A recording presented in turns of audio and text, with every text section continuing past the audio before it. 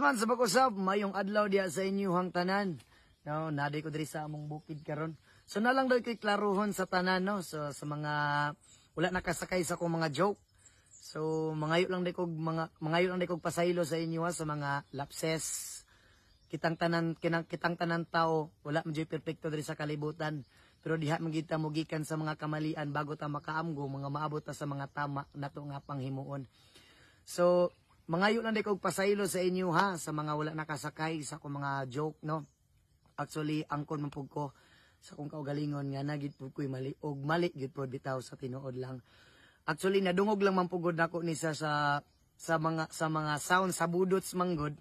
Unya nadungog nako siya motong akong gigamit abi nako okay ra. Abi nako okay ra motong gigamit ako sa entertainment pinaagi sa kukuan wala pud ko naghuna-una nga lain di ay sa tanan.